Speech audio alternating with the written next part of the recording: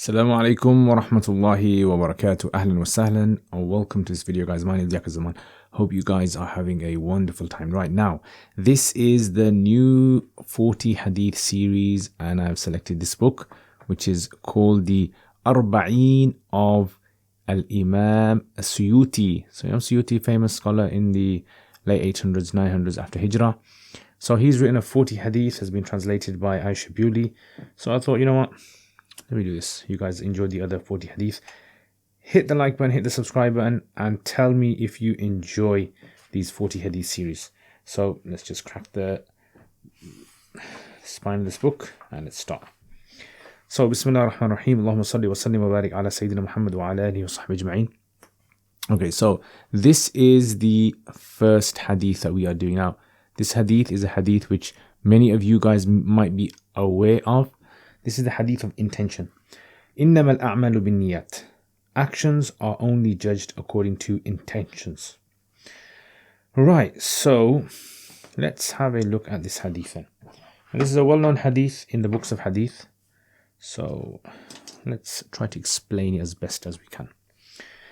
So first of all, what we have to understand is that intentions are an important part of Islam. Okay, so this is the planet Earth. This is our friend on the planet Earth, human being. So human being can literally do, like they say, anything under the sun, or anything from A to Z, right? He can literally do anything that's in his capacity. But should he do everything in his capacity or not? Well, Islam has told us that there are certain things that you cannot do, right? So for this individual, let's say he's a Muslim, he can do many things. So for example, like let's say he can eat, he can drink, he can walk, he can sleep, and etc.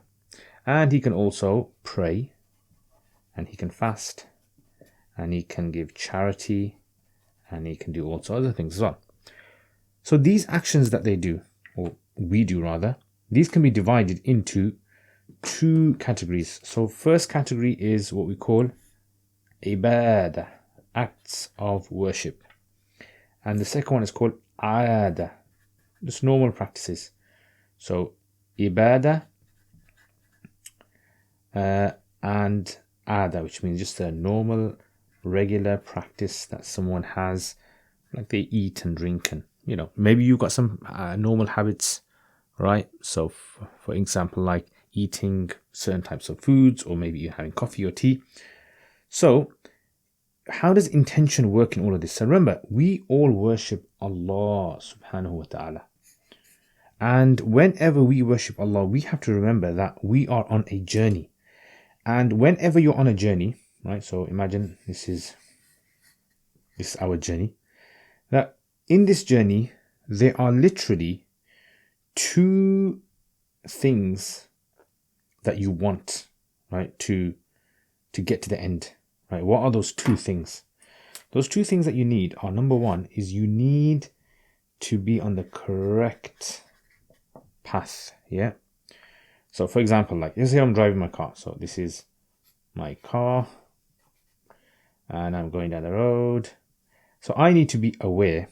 So I need to be fully functioning, aware, thinking exactly what I'm doing, in order for me to be able to obviously get to my destination. So I need to be correct.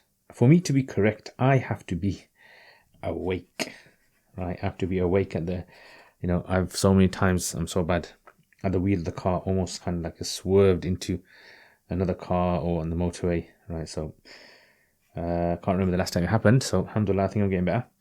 So correct. So you have to be awake, and to be awake, you have to also be looking as well. Yeah, looking around. So it's not just a matter of being awake. You could be awake and you could be playing with a radio, or you could be playing with your phone. So you got to be awake, and you have to be looking carefully as well. So this is the first thing that we need in this journey. Exactly the same way a Muslim in life needs to know what is the correct thing to do. And that can only happen if he uses his mind. Yeah, thinking about Allah. So correctness is very, very important, whether it comes to your acts of worship, fast, charity, even eating, drinking, all of these things, a person has to be to some degree correct in what they're doing. All right, that's the first thing. Second thing that they need to have is, number 2, is they need to have motivation. So let's say, for example, you're driving down the road, okay? And you're driving down this journey, and then you get up to here, and then you think, you know what, just forget it, man. I'm just gonna go back. So just being correct isn't enough. You need to have the steam to get to the end. You need to have the energy to be able to get right to the end, to get to your destination. So motivation is extremely important. How do you get motivation? Again, your aim and objective, the thing that you're thinking about, or the being, has to be something worth it. Allah is worth it. Allah is our creator, and therefore, that's why, subhanAllah, it's so amazing how an intention, you started something off, think about it, you started off a business or anything you started off, and that business, it grew and it grew and it grew. Why? Because initially you just planted that seed and intention to motivate yourself. Same thing happens over here. You need to have motivation. Right now, to have motivation, obviously, you're going to have so many things. I don't have time to actually mention all of these things. But let's say, for example, if you want to have motivation in anything, you need to ask yourself, why are you doing it for? Why? Why are you praying salat for? Why are you fasting for? Why are you giving charity for? And again, you're going to have all these reasons, like imagine like a circle, a greater circle, and ultimately, it's going to go back to Allah. Yeah, so let's say, for example, you pray because you want to organize your day. And you want to organize your day because you want to be able to save yourself from wasting time. You want to be able to do that because you want to be able to help other people. Eventually, it goes back to Allah subhanahu wa ta'ala. Yeah, so, something simple as prayer can even be so motivational in a person's life. So number 1, you need to have motivation, and it's all about the whys. Why are you doing it for? Secondly, for anything which is motivation, let's think about it yourself. Right? Anything which has ever motivated you in life, what is that one thing? Right, that one thing probably has been company. Now remember, there's lots of points, but I just want to mention things that really hit me. Company is really important, right? So, having the right friends around you, having the right company, group of circles around you is a thing that really kind of motivates me, and I'm sure it motivates many of you. Put in the comments as well if it does motivate you. So actions are by intentions. We have to understand this. Actions, subhanAllah, are by intentions. And in our life as well, we need to have these kind of things. Now, going back to what we were saying before, I don't want to make this hadith too long because I can make this hadith very long. There's so many things coming in my head, but I just want to give you like a nice, easy way of understanding it. All right, so when it comes to acts of worship, they need intention. And they need to be correct, like we said, right? And motivation generally, a lot of people just kind of like go in the flow, you know what I'm saying? There's a lot of people that will worship, pray 5 times a day, but they don't really think about why they're praying, right? And they just kind of do it maybe because of the company or their family prays, but you need to kind of get out of that as well. You need to kind of think why you're doing it.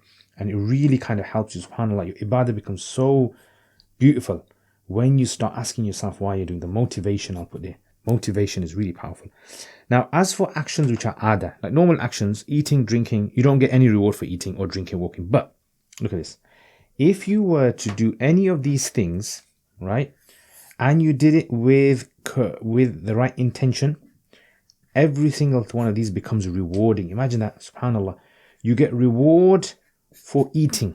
So let's say, for example, someone eats, and the intention is that I want to eat because I want to get energy, and that energy I want to use it to bring up my children, or maybe even study, and I want to do that to be able to earn, and then it all goes back to Allah subhanahu wa ta'ala. Imagine that. Same thing with sleeping as well. You want to sleep because you want to get fajr. You want to sleep because you want energy to be able to work the next day. All of these things are just amazing, beautiful things in our religion, which sort of like, in a nutshell, and this actually brings me to the next point, which is intention actually from the same word as nawat, which means like a seed, something hidden inside. A seed, like have you ever seen a date seed? Right? So inside, you got this kind of like seed, and inside there's like this date seed. The seed that's inside. It's called a nawat, that is. And this is the intention. Only Allah knows our intentions, subhanAllah. Allah can only judge us. Now, the scary thing, guys, here is that, look, You can have good intentions and you can have bad intentions. This is the sad thing. So you can contrast it. So remember, you can have good intentions and bad intentions. If you have good intentions, excellent, right? You're going to get reward for it and so forth. But if you have bad intentions, good intentions are rewarded whether or not you do it. Do or not do. So you intended to, let's say, do something good, that you intend to help someone. Whether you did it or whether you did not get to do it, you still get the reward. And bad, however, you only get sin if you carry it out or get stopped from doing it by someone. Yeah, that's when you get sin. Otherwise, if you just made an intention, but then you thought to yourself, you know what, just forget it, man. Yeah, I'm not going to do it. Then you get no sin for it. In fact, that sin can even turn into, subhanAllah, reward for you. So let's say you intended to do something really bad. You're planning it, you're doing everything, and then all of a sudden you thought in your heart, Ya Allah, this is wrong, I'm not going to do it. Allah will change that into, yubaddil Allah sayyi'atihim hasanat. Now finally, and I'm going to finish on this because this is getting too long now. You know this hadith, you know why it was revealed? It was revealed about a guy, and this guy, his name was, we don't know exactly his name, but they say his name was Muhajir Qais. There was a lady called Qais. And Qais says to him, right, you want to marry me? Okay, you got to migrate to Medina. Migrate to Medina. So he's in Mecca. So he comes to Medina. And why did he come to Medina? For marriage. So the Prophet ﷺ, he hears about this. And he says, all actions are by intentions. Right? Everything that you do in life, whatever intention you did it for, that's basically what you're going to get. Right? That's basically what you're going to get. You're going to get reward for that. So if it's good, it's good. It's bad, then whatever it is. And obviously marriage is not bad. But if you want extra reward, you should have done it for Allah and His Messenger's sake. Right? SubhanAllah, two things you could be doing. Just your intention can flip it from being without any reward, rewardless, to rewarding. And then the Prophet ﷺ, in this same hadith, it's a very long hadith, he says, whoever migrated to marry a woman or for worldly purposes, then he's going to get whatever he intended. Right? Meaning he'll get his worldly thing maybe, but he's going to miss out on all that beautiful reward that person can achieve. So that's the hadith. Intention is just a beautiful thing in our religion. All we have to do every single day, I would say, is just write down everything that you're going to do in the day. Just write it all down on your phone or write it down on something. As many things. And all the intentions you make in the morning. Like you want to make intention for, I'm going to pray my Fajr, and my Zuhur, and my Maghrib, Asr, Maghrib, Isha. I'm going to pray some Nafal. I'm going to help my friend. I'm going to go to the shops and do some shopping for my family. I'm going to do this. I'm going to do that. Speak to this person. All of these can be means of us getting reward. So, Jazakumullah khair, guys. I hope you guys enjoyed this series. And let me know if this series is something you guys enjoy, may it become sadaqah jariyah for all of you guys as well. Thank you to my patrons especially as well, because you guys are the ones who really help me out, and may Allah give you immense reward in this as well. And if anyone else wants to become patron and support my channel as well, please check out the description below. Really means a lot to me. And that's it, guys. I will see you guys next time. Assalamu alaikum wa rahmatullahi wa barakatuh.